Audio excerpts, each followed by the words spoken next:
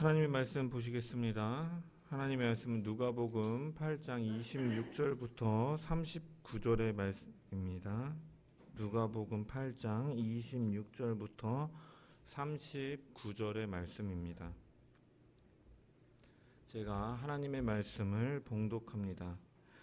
그들이 갈릴리 맞은편 거라사인의 땅에 이르러 예수께서 육지에 내리심에 그 도시 사람으로서 귀신 들린 자 하나가 예수를 만나니 그 사람은 오래 옷을 입지 아니하며 집에 거하지도 아니하고 무덤 사이에 거하는 자라. 예수를 보고 부르짖으며 그 앞에 엎드려 큰 소리로 불러 이르되 지극히 높으신 하나님의 아들 예수여, 당신이 나와 무슨 상관이 있나이까? 당신께 구하노니 나를 괴롭게 하지 마옵소서 하니, 이는 예수께서 이미 더러운 귀신을 명하사 그 사람에게서 나오라 하셨음이라. 귀신이 가끔 그 사람을 붙잡음으로 그를 쇠사슬 고랑에 메어 지켰으되 그 맨 것을 끊고 귀신에게 몰려 광야로 나갔더라. 예수께서 내 이름이 무엇이냐 물으신즉 이르되 군대라 하니, 이는 많은 귀신이 들렸음이라. 무조갱으로 들어가라 하지 마시기를 간구하더니 마침 그곳에 많은 돼지떼가 산에서 먹고 있는지라. 귀신들이 그 돼지에게로 들어가게 허락하심을 간구하니 이에 허락하시니 귀신들이 그 사람에게서 나와 돼지에게로 들어가니 그때가 비탈로 내리달아 호수에 들어가 몰사하거늘 치던 자들이 그 이루어진 일을 보고 도망하여 성내와 마을에 알리고, 사람들이 그 이루어진 일을 보러 나와서 예수께 이르러 귀신 나간 사람이 옷을 입고 정신이 온전하여 예수의 발치에 앉아 있는 것을 보고 두려워하거늘 귀신 들렸던 자가 어떻게 구원받았는지를 본 자들이 그들에게 이르매 거라사인의 땅 근방 모든 백성이 크게 두려워하여 예수께 떠나가시기를 구하더라. 예수께서 배에 올라 돌아가실새 귀신 나간 사람이 함께 있기를 구하였으나 예수께서 그를 보내시며 이르시되 집으로 돌아가 하나님이 내게 어떻게 큰 일을 행하셨는지를 말하라 하시니, 그가 가서 예수께서 자기에게 어떻게 큰 일을 행하셨는지를 온 성내에 전파하니라. 아멘. 또 말씀을 통한 주의 은혜와 평강이 저와 여러분 가운데 넘치기를 축원합니다. 오늘 본문은 예수님께서 한 사람에게 있던 이 귀신을 쫓아내신 이후에 이 귀신들이 돼지떼로 들어가 이 돼지떼가 몰살한 사건을 다루고 있는 것으로 마태복음 8장과 마가복음 5장에 병행되어 기록되어 있는 말씀입니다. 먼저 사건이 배경에 기록된 26절의 말씀을 보면 그들이 갈릴리 맞은편 거라사인의 땅에 이르러라고 기록되어 있습니다. 이전에 이 본문이 기록된 이전의 말씀, 이 갈릴리 바다를 건너시며 거친 풍랑과 바람을 잔잔하게 하심을 통해서 자신이 창조주 하나님이심을, 그 당시에 사람들에게 물을 다스리는 것은 곧 창조주임을 드러내는 것과 같은 의미인데, 예수님께서는 자신이 참 하나님이심을 드러내시면서 이제 호수 건너편 거라사인의 땅에 이르렀다라고 누가는 증언하고 있는 것입니다. 이 사건이 발생한 장소, 이 거라사인의 땅에 대해서는 두 가지 견해가 있습니다. 먼저는 유대인들에게 잘 알려진 거라산은 이 게라세논이라고 해서 이제 갈릴리 바다 동편에 약 42km에서 45km 정도 떨어진 작은 마을로 이제 데가볼리 지역에 속한 한 곳을 유대인들은 보통 이제 거라사인의 땅 하면은 이곳을 먼저 생각합니다.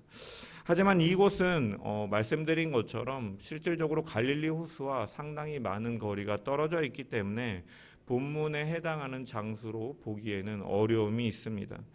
그래서 본문의 거라사인의 땅을 성경학자들은 이제 게르샤 해가지고 갈릴리 호수에 인접한 이 가다라 지방에 있는 여러 마을 중에 하나로 보는 견해가 대부분이다라고 할 수가 있습니다. 사실은 우리가 뭐 이 마을이 어디에 있느냐라는 것은 별로 우리에게 중요한 것은 아니죠. 그다음에 중요한 것은 무엇이냐? 이 본문이 밝히고 있는 이 거라사인의 땅은 어떠한 특징이 있냐면 바로 이방인들이 많이 거주하고 있는 땅이었다라는 것입니다. 이것은 누가가 이 26절에 갈릴리 맞은편에 이르렀다라는 이 표현을 통해서 더욱 선명하게 드러난다라고 할 수가 있습니다.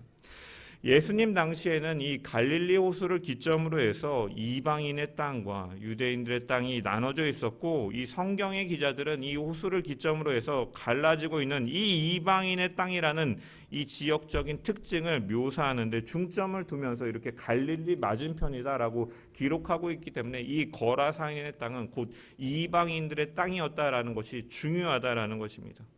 또한 우리가 이것을 또한 어떻게 알 수 있느냐? 우리가 32절에 보면 그곳에 그들은 돼지떼를 사육하고 있었다라고 기록되어 있는 것입니다.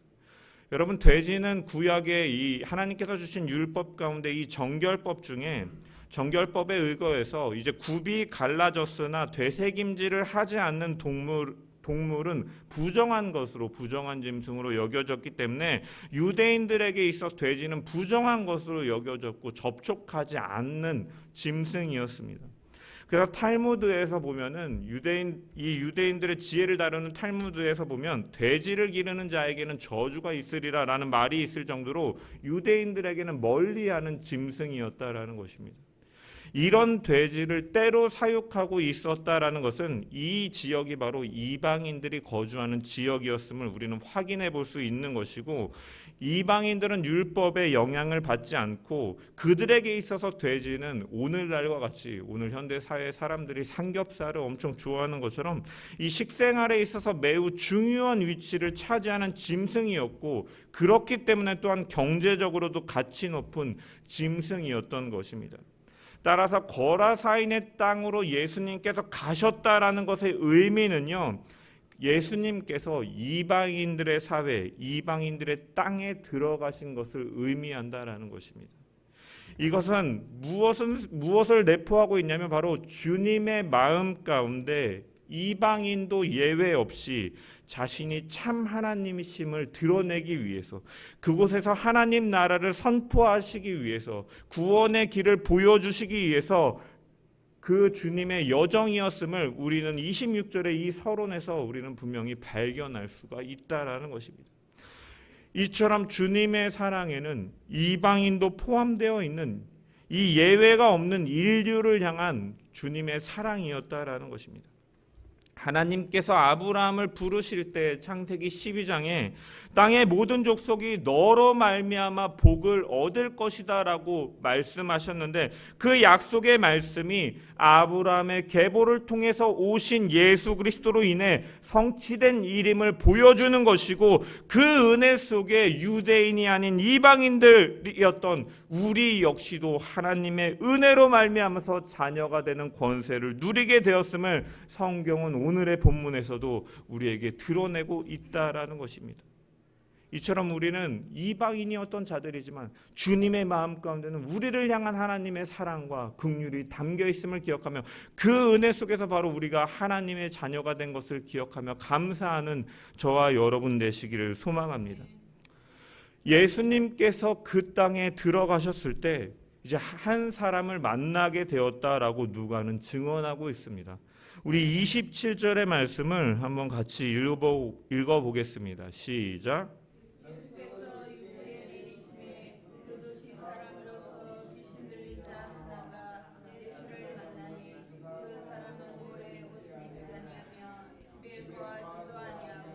무덤 사이에 거하는 자라. 아멘. 이 부분을 병행되어져 있는 마태복음을 보면은 마태는 이곳에서 귀신 들린 자 둘을 만났다라고 기록되어 있습니다. 마태복음 8장 28절의 말씀을 좀 화면에 띄워주시면 이렇게 기록되어 있습니다. 또 예수께서 건너편 가다라 지방에 가심에 귀신 들린 자 둘이 무덤 사이에 나와 예수를 만나니 그들은 몹시 사나워 아무도 그 길로 지나갈 수 없을 지경이더라 라고 기록함으로써 마태는 그곳에서 예수님을 만난 사람이 두 사람이었다라고 기록을 합니다. 이에 비해서 마가복음과 누가는 한 사람인 것처럼 언급을 하고 있습니다. 그래서 어떤 사람들은 이것 봐라, 성경에 역시 모순이 있고 오류가 있다라고 말하는 근거로 사용하기도 하지만 이것은 성경에 모순이 있거나 오류가 있어서가 아닙니다. 마태는 있는 그대로 그 장소에 있던 두 사람 모두를 기록한 것이고, 마가와 누가는 그 두 사람 가운데서 두드러진 행동을 하였던 증상이 심했던 한 사람에게 관심을 가지고 기록하기 때문에 이러한 차이가 있음을 우리는 생각해 봐야 됩니다. 오늘날에는 어떠한 사실을 전달할 때, 정보를 전달할 때 육하 원칙에 의해서 이 서술하는 것이 한치의 오차가 없어야 오류가 없는 것으로 현대인들은 여기지만, 그 당시에는 글을 기록하는 기자가 어떠한 강조점이나 자신이 생각할 때 주목해야 될 부분을 그 의도를 가지고 이제 기록함을 통해서 뭐 등장하는 사람의 숫자라든지 아니면 그 이야기가 배치된 위치라든지 이런 것들은 기록하는 사람의 의도와 목적에 의해서 어느 정도 자율성을 가지고 기록할 수 있음을 할 수 있던 것들이 존중되는 사회였고, 그래서 이것은 정보의 오류로 여겨지는 것이 아니었기 때문에 사실 이러한 차이가 있는 것입니다. 현대의 시각으로 이 당시에 성경을 보기 때문에 오류나 모순처럼 우리가 여길 수 있지만, 사실 이 당시에는 이것은 전혀 아무런 문제가 없는 문학적인 기법이고 이런 특징이라고 할 수가 있습니다. 그래서 이러한 특징이 대표적으로 드러나는 부분이 어떤 부분이냐, 여인들이 예수님의 부활을 목격하는 장면에서도 보면 마태와 마가는 천사를 하나를 만났다라고 기록하고 흰 옷을 입은 한 청년을 만났다라고 마가는 기록하지만, 누가는 찬란한 옷을 입은 두 사람을 보았다라고 기록하고 있습니다. 여러분, 그런데 이 두 사람이라는 언급은요, 누가는 딱 3번을 복음서에서 누가복음에서 언급하는데 언제 등장하냐면 바로 변화산상에서 예수님이 변모하실 때 두 사람이 함께 있었다라고 증언하고요, 또한 사도행전에 보면 예수님께서 승천하실 때 그 곁에 두 사람이 있었다라고 기록되어 있습니다. 이것을 통해서 무슨 의도를 가지고 있냐면, 누가가 이 변화산 사건 때 언급되는 두 사람과 이 사도행전에 예수님께서 승천하실 때 이 두 사람을 같이 언급함으로써 예수님께서 이 부활을 예표하시기 위해서 변모하신 것이나 실제로 죽으신 이후에 부활하신 것을 목격한 이 여인들의 목격된 증언이나 실제로 죽으신 이후에 부활 승천하셔서 부활의 첫 열매로서 우리에게 보이신 모든 일들이 동일한 일임을 증거하기 위해서 이 증인의 숫자, 이 두 사람을 계속해서 반복해서 사용함으로써 이 두 사람이라는 표현을 통해 독자들에게 전달하는 것이에요. 따라서 오늘 본문도 우리가 현대의 시각으로 오류로 받아들이는 것이 아니라 기자들의 의도와 성향에 따라 다를 수 있음을, 그래서 마태는 있는 그대로 두 사람이 있었다라고 기록한 것이고, 마가와 누가는 그 중에 증상이 심한 한 사람을 대표적으로 기록함으로써 그 사람에게 주의가 집중될 수 있도록 하는 의도를 가지고 기록하였다라고 이해하는 것이 바람직하다라는 것입니다. 특별히 여기에 보면 이 사람을 묘사하는 표현을 살펴보면 마가와 누가에서도 차이가 있습니다. 여러분, 같은 사건을 기록했지만 차이가 있어요. 마가복음 5장 2절에 보면 마가는 더러운 귀신 들린 사람이 무덤 사이에서 나와 예수를 만나니 라고 기록되어 있습니다. 더러운 귀신 들린 사람. 여러분, 여기 더러운 귀신 들린 사람을 헬라어로 살펴보면 안트로포스 엔 푸뉴마티 아카다르토라고 기록되어 있어요. 무슨 말이냐? 안트로포스, 사람, 엔, 모모 안에 있는 사람, 푸뉴마티, 영, 아카다르토, 어둠의 영, 더러운 영이라는, 더러운 영 안에 있는 사람이라는 의미로 기록하고 있다는 거예요. 그래서 이것을 통해서 그 사람이, 귀신 들린 사람이 더러운 영에 사로잡혀 있는, 수동적인 상태로 사로잡혀 있는 상태로 마가는 기록하고 있습니다. 이에 비해서 누가는 오늘 본문에서 보면은 헬라어로 보면 아네르티스, 에크테스, 폴레오스, 에콘, 다이모니아.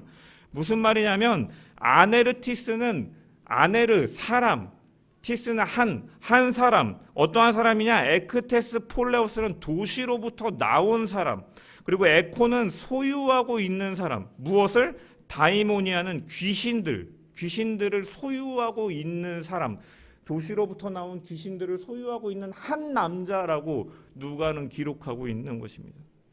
여러분, 즉 이 사람은 누가는 어떻게 기록하냐? 귀신을 소유하고 있다. 이 주도권이 어디에 있다라고 보입니까? 아까 마가는 더러운 영에 사로잡힌 사람, 그 안에 있는 사람, 수동적으로 잡힌 사람처럼 묘사하고 있는데 반해서 누가는 그 사람이 이 더러운 귀신들을 가지고 있는, 이 능동적으로 소유하고 있는 것처럼 누가는 기록하고 있다라는 것이죠.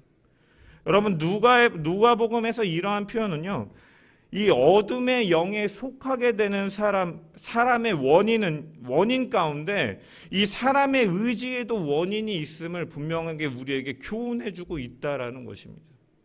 여러분, 우리가 죄를 짓는 것이나 우리가 걸려 넘어지는 것이나 아니면 우리에게 나쁜 일이 일어나는 질병에 걸리는 것 같은 인간의 모든 것들이 악한 영에 의해서 일어난 것이다라고 주장하는 사람들이 있어요. 그래서 그런 사람들은 질병의 감기의 영, 졸음의 영, 이런 각종 영들을 붙여가면서 대적기도와 축사를 통해서 이것을 쫓아내야 된다라고 말하는 사람들이 있습니다. 여러분, 그런데 이러한 견해는요, 결국은요, 인간은 아무런 잘못도 없고 그 모든 잘못은 마귀에게만 있다라는 이 책임 전가적인 측면이 분명히 있거든요. 하지만 우리가 창세기를 통해서 선악과를 따먹은 아담과 하와가 그 과정에서 이 사단이 미혹함이 있긴 하였지만 우리가 창세기 강해를 통해서 살펴본 것처럼 그들 가운데 이미 하나님의 말씀에 대한 불순종과 그들 스스로 하나님의 마음 위치에까지 가려고 하는 그런 교만함이 그들에게 있었던 것처럼, 그래서 그 마음 가운데 불순종과 자신의 의지를 통해서 죄를 범한 것처럼 이 마가복음과 오늘 본문의 누가복음의 표현을 종합해보면 귀신에게 속하게 되는 것은 어둠의 영으로 인해서기도 하지만 한편으로는 사람의 의지에도 분명히 원인이 있음을 성경은 분명히 증언하고 있다라는 것이에요. 마가복음과 누가복음의 기록을 종합해보면 더러운 영인 귀신은 사람을 소유할 수도 있고 사람이 의지적으로 그 귀신을 소유할 수도 있다라는 그 성격을 분명히 보여준다라는 것입니다. 여러분, 그래서 우리가 이 귀신 들림이라는 현상은 이 사람을 악에 빠뜨리고자 하는 악한 영의 의지로 인해서 벌어지는 일일 수도 있지만 스스로를 악과 어두움에 방치하여 그 마음을 하나님 두기에 싫어하는 사람의 의지가 또한 반영되어서 그러한 유기적인 관계와 교류에 의해서 일어나는 것임을 우리는 분명히 바라볼 수 있다는 것입니다. 그러한 사실이 우리에게 주는 교훈은 무엇이냐?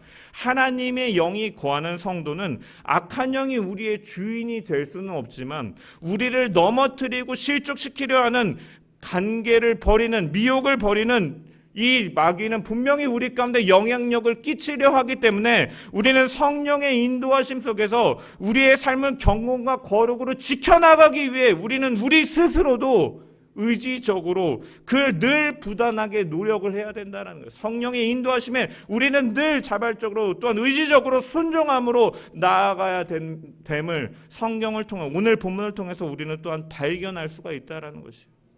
우리의 씨름은 정세와 권세 잡은 자들, 이 땅의 이 세상 주관자들과의 싸움이 아니라 하늘에 있는 악한 영들의 대함이고 대적마귀가 우는 자와 같이 삼킬 자를 찾아다니기 때문에 베드로 사도가 근신하라 깨어라, 너희가 의지적으로 깨어있어라 근신하라 말하고 있는 것처럼 늘 우리가 의지적으로도 거룩과 우리가 경건을 유지해 갈 수 있도록 늘 우리는 날마다 힘쓰는 성도들이 되어야 될 줄 믿습니다.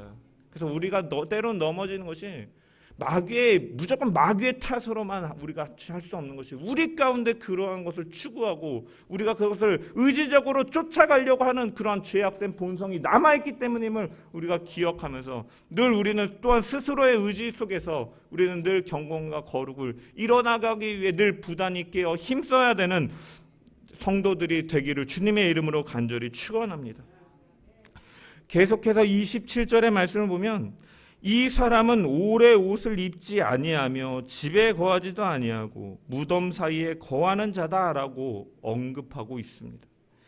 여러분, 이와 병행되는 이 마태복음과 마가복음을 보면은 이 사람이 무덤에서 나왔다라고 하면서 이제 무덤에 대해서 언급은 되지만 집에 대해서는 따로 언급하고 있지 않는 데 반해서 누가는 이 집에 거하지도 아니하며라고 이런 설명을 덧붙임을 통해서 집에 대해서 언급하고 있습니다.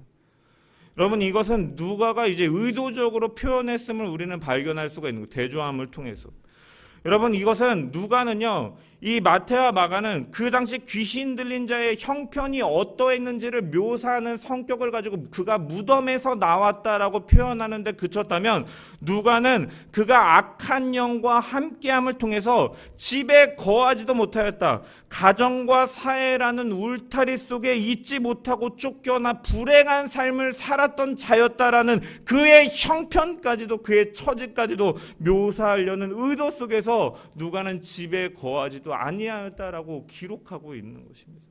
특별히 여기 거하다라고 번역된 헬라어를 보면 미완료 과거형으로 기록되어 있어요. 계속과 반복을 나타내는 표현이죠. 그래서 그 사람은 집과 마을에서 쫓겨나서 줄곧 무덤에서 머물러 왔음을 보여주는 것입니다. 여러분, 하나님의 안에 거하지 못하고 죄로 인하여 어둠의 영들, 사단과 이 죄의 노예에 있는 자들의 처지는 어떠한 자들이냐? 있어야 할 자리에 있지 못하고 오랫동안 옷을 벗고 사람들 가운데서 속하지 못하고 자신이 있어야 될 위치에 있지 못하는 그러한 비천한 존재와 같은 존재임을 우리는 말씀을 통해서 발견할 수 있다는 것입니다. 인간은 원래 하나님과 교제하고 에덴 동산에서 하나님께서 허락하신 모든 것을 누리며 하나님께서 허락하신 그 복들을 누리며 교제하도록 만들어진 존재, 창조된 존재, 하나님의 형상대로 지음을 받은 존재입니다. 그렇지만 죄로 인하여서 그 인류는 죄와 사망과 이 사단의 노예가 되었고, 그러한 자들은 바로 어떠한 처지냐? 이 귀신 들린 자와 같이 있어야 될 자리에 있지 못하고, 어떻게 보면 집과 가족의 품 안에서 행복을 누려야 되는 존재이지만 사실 그렇게 살아가지 못하는 존재처럼 사실은 죄에 거하고 있는, 예수를 만나고 하나님의 자녀로 회복되지 못한 자들은 이러한 처지에 있는 자임을 우리는 바라볼 수 있고, 우리가 예수를 만나기 이전에는 이러한 처지, 비천한 존재였음을 우리는 발견할 수가 있다라는 것입니다. 특별히 누가는 여기 보면은 이 집과 마을에서 쫓겨나 무덤에서 머물러 왔다라고 기록하는데, 여러분, 시체를 부정한 것으로 여기는 유대인들은요, 이런 무덤을 혹여나 접촉할까 싶어서 그들은 무덤을 어디에 두느냐? 사람들이 거주하는 동네 밖에 두었습니다. 그래서 본절에 등장하는 귀신 들린 자가 거하는 무덤은요, 공동체 안에 거주할 수 없는 이들이 머무는 곳이기도 했다라는 거예요. 여러분, 이러한 집과 무덤이라는 이 두 가지 대조적인 이미지를 통해서 한 악한 영으로 인해서 한 사람이 삶의 터전을 잃어버리고 소외되고 사람들의 발걸음으로부터 끊어진 곳에 거주하는 이 불쌍한 처지를, 이 현실을 잘 보여주는 것이라고 할 수가 있는 것입니다. 그래서 이 누가는요, 특별히 가난한 자에 대한 관심이 많이 있잖아요. 가난한 자를 위한 복음이라고 말하죠.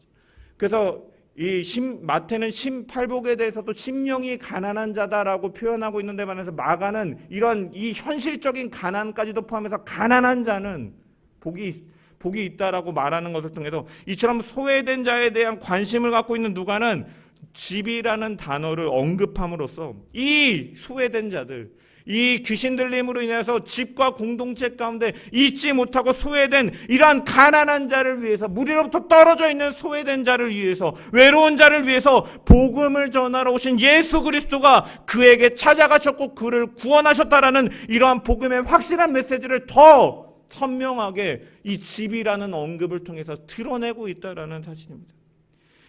이것은 예수님께서 귀신 들린 자를 고쳐주신 이후에 마지막에 보면 그에게 집으로 돌아가라 하시는 말씀을 통해서도 더 이 잃어버린 삶의 터전, 있어야 될 자리에 있지 못하였던 자를 다시금 있는 자리로, 있어야 될 자리로 돌려보내시는 그 주님의 모습에서 더욱 선명하게 이 주님의 복음의 능력이 어떠한 능력을 가지고 있는지, 어떠한 일들이 나타나는지를 분명하게 드러내주고 있다라는 것입니다.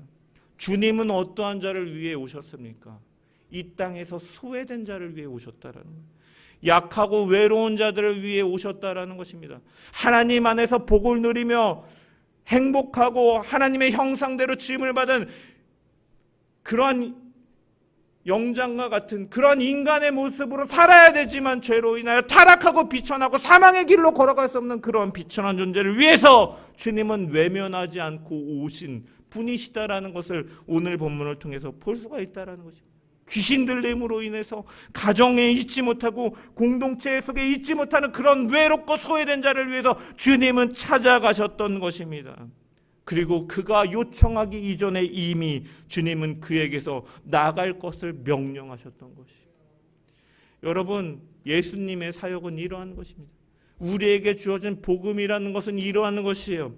죄인이었던 우리와 함께 하시기 위해서 육신의 옷을 입고 이 땅에 오셨다라는 것입니다. 이 땅에서 인간이 경험할 수 있는 모든 고통을 그가 체휼하심으로 우리를 가장 잘 아시고 가장 잘 도우시기 위하여 주님은 오셨다라는 것입니다. 죄로 인하여 죽을 수밖에 없는 그 사망의 길로 걸어가는 우리들을 내버려 두지 않으시고 홀로 있게 두지 아니하시고 찾아오셔서 우리와 함께 하시는 주님이시다라는 것입니다. 그 주님이 바로 여러분들을 가장 잘 아시고 여러분들과 함께 하시며 여러분들을 도우시며 회복시키시는 분이다라는 것입니다. 그분을 만날 때 참된 위로와 회복이 있음을 우리가 믿으며 그 은혜를 날마다 경험하는 저와 여러분 되시기를 주님의 이름으로 간절히 축원합니다. 예수님을 만난 귀신은 예수님에게 이제 간청하고 있습니다.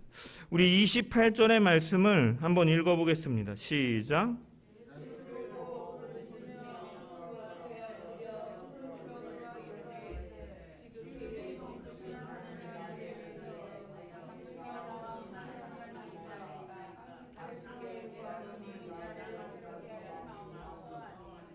아멘. 예수님을 만난 악한 영은 괴로움에 부르짖었습니다. 그러면서 이렇게 말합니다. 지극히 높으신 하나님의 아들 예수요. 여기서 지극히 높으신이라는 용어는 이 구약 성경을 보면은 이 하나님을 향한 신앙의 고백으로 사용될 때 이 지극히 높으신 하나님이라는 표현이 사용됩니다. 대표적으로 창세기에 살레망 멜기세덱이 전투에서 승리하고 돌아오는 아브라함을 바라보면서 하나님의 그 높고 위대하심을 찬양할 때 지극히 높으신 하나님이라고 고백하고 있고, 다니엘서에서 보면은 이방의 어떤 신들과도 비교할 수 없는 하나님을 수식할 때 이 지극히 높으신 하나님이라고 표현하기도 합니다. 또한 시편 기자들의 찬송시에서도 보면 그들의 신앙 고백 속에서 하나님을 높일 때 지극히 높으신 하나님이라고 고백을 합니다.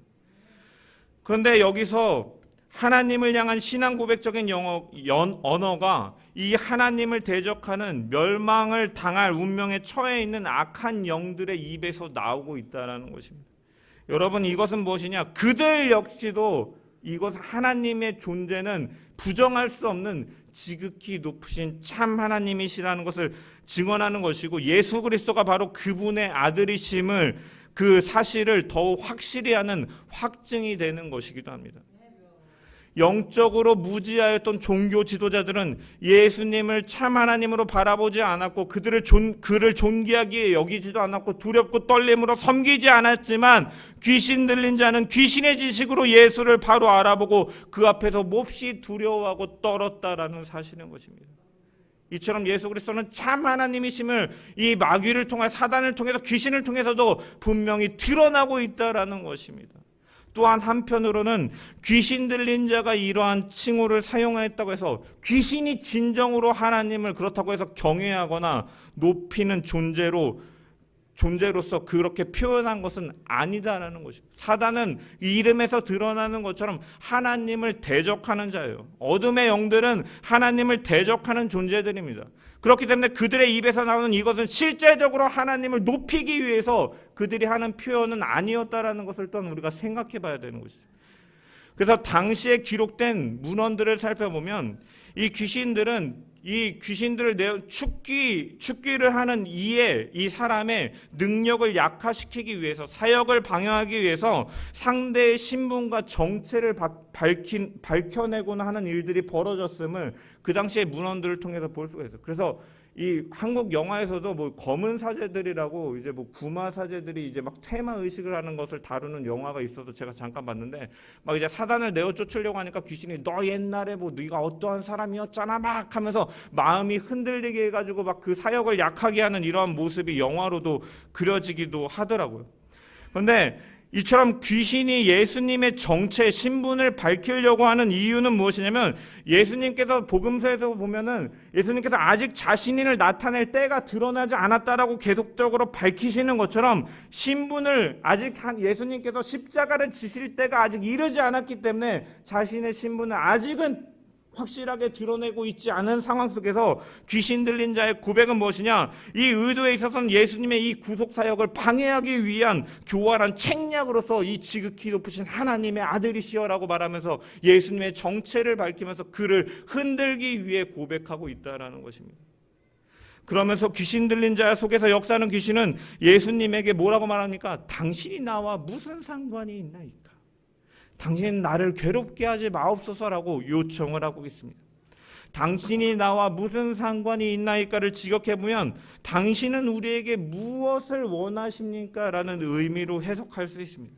여러분, 이것은 모르고 있는 어떠한 사실을 알기 위해서 실질적으로 질문하는 것이 아니라 자신들의 주장을 우회적으로 이렇게 반영시키기 위해서 하는 수사적인 질문이라고 할 수가 있어요. 왜? 이 귀신은 이 사람으로부터 나가야 됨을 알고 있었기 때문에. 29절에 보면 이는 예수께서 이미 더러운 귀신에게 명하사 그 사람에게서 나오라 하셨습니다. 이처럼 예수님께서 이미 나가라고 하셨기 때문에 그들은 그 사람으로부터 나가야 됨을 알고 있었다라는 것입니다. 그래서 자신들을 고통스럽게 하지 말라고 우회적으로 사실은 강구하고 있는 거예요. 나와 무슨 상관인가? 무엇을 원하십니까? 라는 질문은 우리에게 고통스럽게 하지 말라. 그러면서 자신들이 이 사람에게서 나가야 되는 이 운명에 처해져 있으면서 이 무적행, 최후 심판의 이전까지 이 무적행에 갇히지 않게 해달라는 이러한 탄원을 하기 위해서 예수님께 요청하고 있는 것입니다. 자신들의 의도를 반영하기 우회적으로 말하고 있는 것이 예수님에게. 그래서 예수님께서는 그 귀신의 요청을 받아들이지 않으시고 그 사람을 그에게서 내쫓도록 명령하시는 것이죠. 그렇다면 주님께서는 왜 그렇게 하시는가? 그것은 29절에 귀신이 가끔 그 사람을 붙잡음으로 쇠사슬과 고랑에 매어 지켰을 때 그 맨 것을 끊고 귀신에게 몰려 광야로 나갔더라. 여러분, 말씀처럼 그의 상황이 얼마나 비참한지를 아셨기 때문에 주님은 그 귀신들의 요청, 계속 있게 해달라는 그 요청을 무시하시고 나가라라고 명령하시고 쫓아내셨던 것입니다. 여러분, 마가복음에서 보면 그는 밤낮 무덤 사이에서 산에서 늘 소리를 지르고 돌로 자기의 몸을 상하게 하고 있었더라고 증언합니다. 그처럼 밤새 막 소리 지르면서 막 돌로 자기 몸을 상하게 해서 피투성이가 되고 옷을 입지도 않은 채 사람들에게 나타나니 얼마나 공포의 대상이었겠습니까? 또한 그는 귀신들로 인해서 여기 보면은 묵고 감금당하기도 했었던 것을 우리가 유추해 볼 수가 있는 것입니다. 그렇지만 이 사람들로부터 묻고 감금을 당하고 이 관찰당하는 상황에서 귀신이 주는 강력한 힘으로 속박을 끊어버리고 때로는 광야로 나가는 것처럼 그의 상태가 매우 심각하였음을 우리는 볼 수가 있다는 것입니다. 주님은 그러한 그를 불쌍히 여기셨기 때문에 그에게 나올 것을 명령하신 것이에요. 이 모든 벌어진 일들은 예수께서 이미 이르신 것들에 의해서, 즉 모든 것들이 예수님의 명령 아래에서 계속되고 있음을 보여주고 있는 것입니다. 주님의 주권 아래에서 이 일들이 벌어지고 있고, 마귀들은 애원하면서 이 사람 가운데 계속 있게 해달라고 하지만 주님은 이미 승리를 선언하시면서 너희는 이에게서 나가라라고 명령하고 계시다라는 것입니다. 이처럼 주님은 우리에게 더 이상 우리와 죄와 이 사망의 노예로 우리로 살게 하지 않으시고, 십자가에서 이미 승리를 선언하시고 우리가 살아가고 성도로 살아가는 이러한 모든 것은 바로 이 주님의 명령과 이 주권 속에서 이루어지는 사실을 우리는 알고 있어야 된다라는 것입니다. 주님은 귀신을 내어 쫓으시면서 30절에 보면 귀신에게 이렇게 물으십니다. 예수께서 내 이름이 무엇이냐 물으셨다라고 누가는 증언하고 있습니다. 고대 사회에서 이 적대자의 이름을 안다라는 것은 그의 정체를 파악하기 위해서 필요한 절차였어요. 필요한 절차. 또한 귀신의 이름을 묻는 것은 그 당시에 헬라 문화 속에서 귀신을 축출할 때, 축사할 때 자주 사용되는 주술적인 방법이기도 합니다. 따라서 본문에서처럼 상대의 이름을 묻는 것은 그 당시 헬라 사회 속에서 귀신을 내어 쫓을 때 사용되는 주술적인 일반적인 모습이었다라는 것입니다. 그래서 영화를 보면은 이 천주교 구마사제들이 이 테마 의식을 하면서 계속 막 붙잡고 막 성수를 뿌리고 막 십자가를 가져다 대면서 하는 게 뭐냐면 네 이름이 무엇이냐, 네 이름이 무엇이냐라고 막 물어요. 그러면 마지막에 내가 디아블로다 하면서 막 이제 지옥으로 떨어지는 막 이런 모습들이 영화에서 드러나는데, 여러분 이러한 배경을 가지고 이렇게 천주교에서는 이러한 테마 의식을 진행하는 것이거든요. 하지만 예수님께서 이 귀신의 이름을 물으신 행위는요, 이름을 묻지 않으면 귀신을 쫓아낼 수 없어서 예수님께서 이렇게 하시는 것이 아닙니다. 왜? 예수님께서는 마태복음에 보면 그냥 가라라고 하시니까 귀신이 쫓겨나거든요. 여러분 이처럼 말씀으로만 예수님께서는 귀신을 물리치실 수 있는 분이십니다. 그럼에도 불구하고 이런 방식으로 귀신을 내쫓으시는 것에는요, 주님의 의도가 있다라는 거예요. 그 당시에 여러분 예수님께서 지금 어디로 들어가셨습니까? 이방인들의 땅으로 들어가셨잖아요. 이방인들에게 익숙한 방식으로 귀신을 내어 쫓으심으로 그들과의 접촉점을 만들기 위함이었다라는 거예요. 또한 귀신이 자기 이름을 스스로 고백하게 함을 통해서 자기가 군대라고 밝힐 정도로 강력한 귀신이었음에도 불구하고 내어 쫓으시는 주님의 권세를 드러나게 하기 위해서 주님은 너의 이름이 무엇이냐? 내 이름은 군대입니다. 그 귀신을, 그 강력한 위력을 가지고 있는 귀신을 내어 쫓으시는 주님의 권세를 드러내기 위해서 이름을 물으시는 것이지, 이름을 묻는 행위 자체가 귀신을 내어 쫓는 기능을 하는 능력을 지닌 것은 아니다라는 것이에요.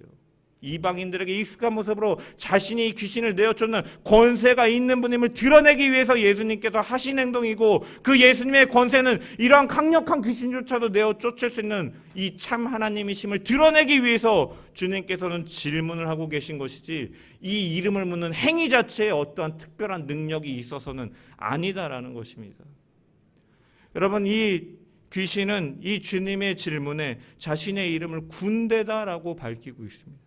여러분 군대라고 번역된 이 헬라어로 보면 레기온이라는 단어인데, 이 레기온은 어떠한 단어냐면 로마 군단의 이 보병의 단위 6,000명의 단위로 끊을 때 이 레기온이라는 단어가 사용돼요. 그래서 실제적으로 이 사람에게 이 6,000명이나 되는 귀신이 들어갔다라는 의미를 나타낸다라기보다는 이처럼 이 강한 이 로마 군대, 패배를 모르는 이 로마 군대 6,000명의 강한 위력과 같이 이러한 강한 이 위력을 지닌 귀신의 강함을 드러내기 위해서 군대라고 표현하고 있다라고 우리는 해석해 볼 수가 있습니다.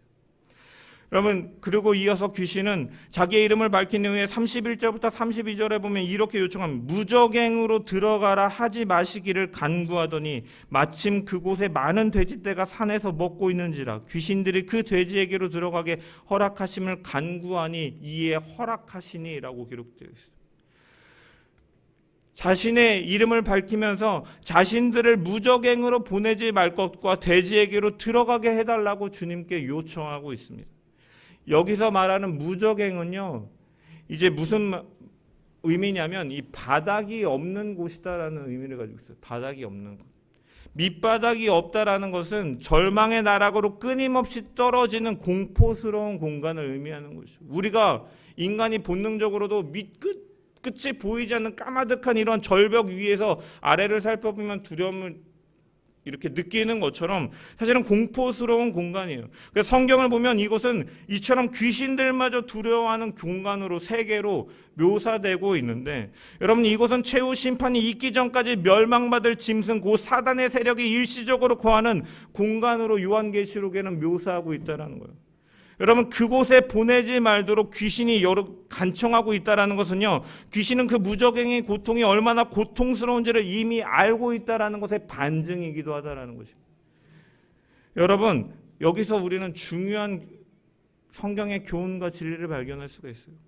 이 악한 영들이 최후 심판을 받기 이전까지 갇히게 될 무적행이 귀신마저도 이처럼 두려워해서 요청하는 곳이라면, 최후 심판 이후에 그들이 처하게 될 영원한 심판의 장소인 유황불못은 얼마나 더 고통스럽고 얼마나 두려운 곳인가 우리는 생각해 볼 수가 있다라는 것입니다. 성경은 그런데 그곳이 사단의 세력뿐만이 아니라 하나님을 믿지 않는 자들도 최후에는 이들과 똑같은 심판에 처해지게 될 것이다 라고 요한계시록 20장에 말씀하고 있는 것입니다. 이처럼 지옥은 분명히 실존하는 것이고, 하나님을 경외하지 않는 자들은 그곳에서 악한 영들과 함께 영원히 심판에 처해지게 된다라는 것입니다. 따라서 우리는 이 말씀 앞에서 자신을 근신함으로 늘 표대를 향하여 달려나가야 되며, 또한 그곳으로 가야 될 영혼들, 아직 하나님을 알지 못하고 예수 그리스도를 영접하지 아니한 자들이 처하게 될 고통이 얼마나 클지를 우리는 분명하게 바라보면서 이 땅에서 무엇을 하면서 살아가야 되는가, 아직 주님을 알지 못하는 자들에게 그곳에서 구원하시고 하나님의 자녀로 영원토록 슬픔도 없고 눈물도 없고 고통도 없는 그곳에서 살게 하신 그 복음을 우리는 전하면서 살아가야 됨을 우리는 분명히 이 구절에서도 발견할 수 있다는 것입니다. 이 사명을 우리에게 본문은 드러내고 있음을 우리는 기억하면서 늘 복음의 증인으로 살아가는 저와 여러분 되시기를 주님의 이름으로 축원합니다. 이어서 귀신은 돼지떼에 들어가기를 간청했고, 예수님께서는 그것을 허락하셨다라고 누가는 증언하고 있습니다. 그러니까 이제 허락하시고 이 귀신이 돼지떼로 들어가는데 어떠한 일들이 벌어지느냐, 33절에 말씀 보면 귀신들이 그 사람에게서 나와 돼지에게로 들어가니 그때가 비탈로 내리다라 호수에 들어가 몰사하였다라고 기록되어 있습니다. 여러분, 귀신이 돼지떼에 들어가 돼지들을 몰살시켰습니다. 여러분, 우리는 의문이 들 수가, 기껏 돼지떼로 들어가게 해달라 해놓고 왜 들어가서 이 돼지떼를 몰살시키는가, 우리는 의문을 가질 수 있어요. 왜 이러한 일들을 귀신이 벌이고 있느냐? 여러분, 이것은 자신을 내어 쫓은 예수님을 공경에 빠뜨리기 위해서 이러한 일들을 벌인 것이에요. 그렇다면 예수님께서는 모든 것을 알고 계시는 전지하신 분이시잖아요. 예수님께서는 사단이, 귀신이 그렇게 할 것을 주님은 알고 계셨다라는 것입니다. 그럼에도 불구하고 왜 이를 허락하셨는가? 예수님께서 동물학대를 즐겨 하시는 분이시기 때문에 돼지떼가 죽는 것을 보면서 즐거워하시기 위해서 이런 일을 허락하셨을까요? 아니요. 하나님께서 창조하신 이 세계를 사랑하시는 주님께서 그러한 일들을 행하지 아니시는 분은 우리는 알 수가 있어요. 그렇다면 왜 무적행으로 보내지 아니하시고 돼지떼로 들어가도록 허락하시는가? 이것은 주님의 의도가 분명하게 담겨있는 행위였다는 것을 우리는 유추해 볼 수가 있다는 것입니다. 그렇다면 주님은 무엇을 의도하셨는가? 첫 번째로 유대인들에게 아까도 말씀드린 것과 같이 돼지는요, 부정한 것으로 여겨지는 짐승이었어요. 철저하게 부정하게 여겨지는 돼지떼에게 귀신을 들여보내서 돼지떼를 몰살시킴으로써 부정한 모든 것을 척결하시는 주님의 그 상징적인 그런 그 복음의 능력을 보이시기 위해서, 교훈을 주시기 위해서 주님께서는 이러한 의도를 가지고 행하셨음을 우리는 유추해 볼 수가 있다는 거예요. 주님의 사역은 이처럼 죄와 사망의 권세에서 승리하시고 그런 모든 자들을 악한 영들에게 패배를 안기시기 위해서 주님은 일하심을 교훈하시기 위해서 이런 일들을 보이시기도 한 것입니다.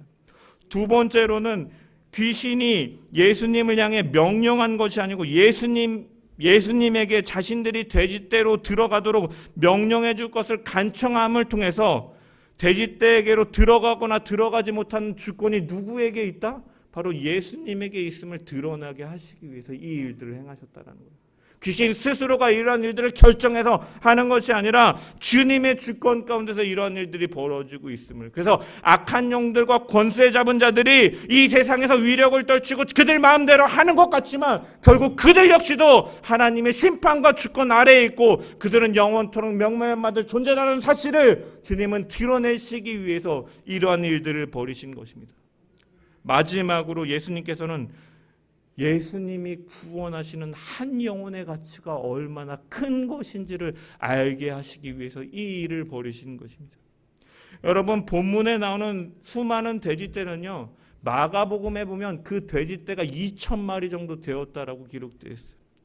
여러분, 이처럼 많은 수의 돼지떼는요, 주인에게 있어서 매우 값어치가 있는 것이었습니다. 이방인들에게 있어서는 경제적으로 이 돼지라는 존재는 가치가 높은 가축이다라고 말씀을 드렸잖아요.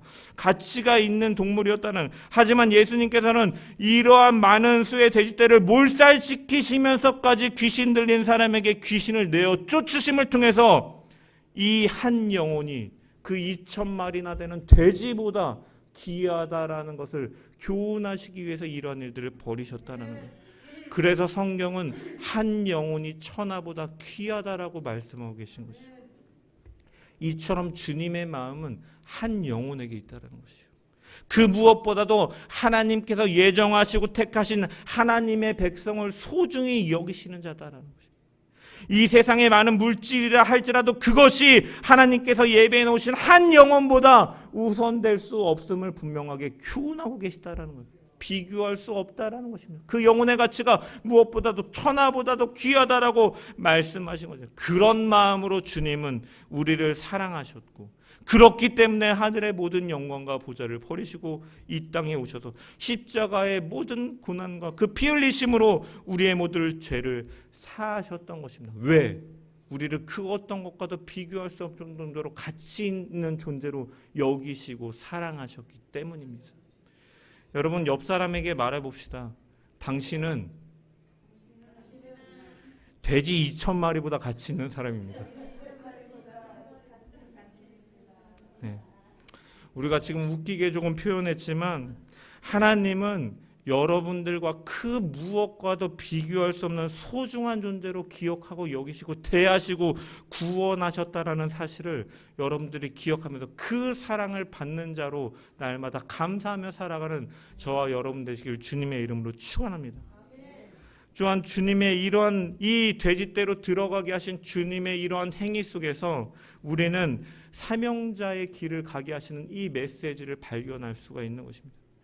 예수님께서 하신 이 놀라운 일들로 인해서 동네에는 소문이 금세 퍼지게 되었습니다. 사람들은 이 돼지떼 2,000마리가 몰살당했다는 사실을 듣고 찾아왔습니다. 그리고 그곳에서 그렇게 자신들이 제어하고 묶어두려 했지만 할 수 없었던 사람이 옷을 입고 온전한 모습으로 예수님의 팔 앞에 있는 것을 그들은 목격하였습니다. 이 사실을 목격한 그들은 두려움 속에서 예수님께 자신들에게서 떠나가 달라고 요청을 합니다. 이들은 무엇 때문에 크게 두려워하고 이러한 요청을 하는 것입니까? 그 근거로는 2,000마리나 되는 돼지떼를 잃어버린 그들은 많은 경제적인 손실을 가져왔기 때문에 두려움 가운데서 주님이 떠나시기를 요청하였던 것입니다. 결국 그들은 예수님께서 귀신을 내어 쫓으시고 참 하나님이시라는 사실을 목격하였지만 여러 가지 자신들의 실리와 경제적인 문제들, 개인적인 판단을 쫓아서 예수님을 외면하고 말아버리는 모습을 보이고 있다는 것이죠. 하지만 여러분, 귀신이 나간 남자는 예수님과 함께 해달라고 요청하고 있다는 거예요. 주님을 쫓는 일에는 이러한 것들이 결코 장애물이 되거나 담이 될 수 없음을, 한 영혼이 구하는 일, 복음의 증인으로 사는 것은 이 세상의 무엇과도 비교할 수 없는 일임을 사명자들에게 예수님께서는 메시지로 던져주고 계시다라는 거예요. 그리고 주님께서는 그 주님과 함께 있게 해달라는 자에게 주님은 뭐라고 말씀하십니까? 그에게 집으로 돌아가라라고 말씀하십니다. 여러분, 보통 여기서 돌아가라라는 말을, 이 가라라는 말은요, 보통 보낸다라고 사용되는 헬라어는요, 아포스텔로라는 동사예요. 아포스텔로라는 단어가 이 보낸다라는 표현에 보통 사용되는데 여기서 사용되는 헬라어는요 아펠리센이라는 동사가 사용돼요. 여러분 이것은요 보낸다라는 의미라기보다는 사실은 실제적으로 더 어떠한 의미를 담고 있냐면 풀어주다, 해방시키다라는 의미를 담고 있어요. 무슨 말이냐면요 여러분 이 말은 보내다라는 의미보다는 놓아주다, 풀어주다, 해방시켜서 집으로 돌아갈 수 있게끔 하셨다라는, 자유를 주심으로 그렇게 하셨다라는 거예요. 여러분 예수님께서는 귀신 들린 자에게 해방과 자유를 주신 것이에요. 이제까지 그 귀신의 억압 속에서 굴레 속에서 직과 공동체에 속하지 못하고 자신이 있어야 될 위치에 있지 못했던 자에게 자기의 자리로 돌아갈 수 있도록 해방시켜 주시고 그 권세로부터 놓아주셨다라는 의미인 것입니다. 특별히 집으로 돌아가라는 말에는요 이 휘포스테 레포라는 단어인데 완전히 돌아서다라는 의미를 담고 있어요. 집으로 돌아가, 이 돌아간다는 완전히 돌아선다. 이제 그가 귀신 들렸던 삶에서 완전히 돌이켜서 회복된 삶으로 살기를 바라시는 예수님의 간절한 심정이 그를 향한 이 집으로 돌아가라는 말씀 가운데 담겨 있다는 거예요. 이 교훈은 바로 사명자들에게 해주시는 말씀이기도 하다라는 거예요. 예수의 복음으로 주님이 십자가를 지심으로 구원하시고 그 믿는 자들에게 영생을 허락받은 자들에게 주님은 뭐라고 말씀하시는 너희는 이제 내가 십자가의 그 사역으로 말하며 죄와 사망의 노예였던 너희를 해방시켰다. 생명과 성령의 법으로 너희를 자유케 하였다. 너희는 이제 하나님의 형상에 회복된 자로서 하나님의 자녀로서 원래의 자리로 돌아가서 너희가 그 본문과 그 사명을 감당하라는 예수님의 간절한 심정이 바로 이 사명자들을 향한 이 말씀 가운데 담겨있는 메시지인 줄을 우리가 발견해야 된다는 것이에요. 또한 39절에 주님은 집으로 돌아가라라고 말씀하시면서 그에게 뭐라고 말씀하십니까? 하나님이 내게 어떻게 큰 일을 행하셨는지를 너는 가서 말하라라고 말씀하고 있습니다. 예수님의 이 명령은 여러분 이 유대 땅에서는 예수님께서 표적을 행하시고 기사를 행할 때 아직 그때가 임하지 아니함으로써 자기를 나타내기를 이렇게 드러내기를 원치 않으셨다라고 기록되어 있지만 예수님이 지금 계신 이 땅은 이방인들의 땅이었기 때문에 이 정치적 유대인들로부터 정치적 메시아로 이렇게 세워질 염려가 없는 땅이기 때문에 너는 가서 어떻게 하나님께서 큰일을 행하셨는지 전하라라고 말씀하고 있는 것이요. 그래서 하나님께서 하신 큰일을 증거하며 살라라고 사명자로 살라라고 말씀하고 계신 것입니다.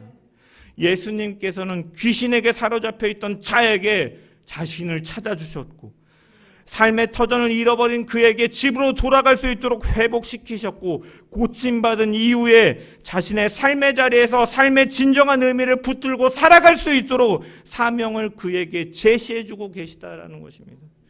집으로 가서 거기에 너를 필요로 하는 사람이 있고 너를 기다리고 있는 사람이 있고 너로 인하여 기쁨을 얻고 너로 인하여 하나님의 선하심을 깨닫고 너로 인하여 위로받을 사람이 있는 그곳으로 돌아가서 너는 하나님의 그 큰 일을 전하라라고 말씀하고 계시다라는 것입니다.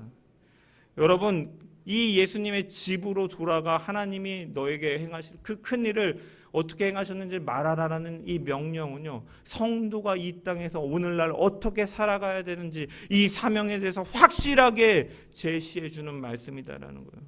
예수님의 구원은 단순히 영적인 차원에서만 끝나는 것이 아니라 우리의 육체적인 실제적인 우리의 자리에서는 영향이 없이 그저 영적으로만 구원받았고 이 땅에서는 개떡같이 구원파들이 말하는 것처럼 내 마음대로 죄를 지으면서 마음대로 정욕에 쫓아 살아가라라는 의미로 주님의 구원은 영향력은 이런 것이 아니라 그 삶의 현장 가운데서 드러나는 것임을 보여주고 있다는 것입니다. 우리가 삶의 현장에서 그 예수님께서 주시는 그 복음의 능력을 체험하지 못한다면 어떻게 우리가 영혼을 구원하여 내실 것이라는 확신 가운데 살아갈 수가 있겠습니까? 우리가 삶의 자리에서 구원받은 자로서 자신의 그 삶 속에서 하나님께서 내게 이루신 그 구원의 일들을 드러내고 나타내고 보이고 경험하고 체험함을 통해서 하나님께서 우리에게 행하신 그 일들이 실제적으로 보이지는 않지만 그 미래에 영원히 구원을 받을 것임을 우리 가운데 확신하는 일이 되고 또한 세상 가운데 그 하나님의 큰일을 전하는 일로 우리는 구원받은 자들은 그러한 일을 나타내야 됨을 우리는 분명히 발견할 수가 있다라는 것입니다. 여러분, 특별히 집으로 돌아가라는 말씀에 저는 참 많은 도전이 되었습니다. 여러분, 우리가 사명이라고 생각할 때 우리는 사명자다, 사명을 받고 막 간다라고 보통 말을 하면 어떠한 막 이제 결단해서 모든 직장과 무슨 가정과 다 포기하고 호렬단신으로 이제 선교지에 나가서 죽기까지 순종하는 우리가 사명자의 모습이 보통은 그려지지 않습니까?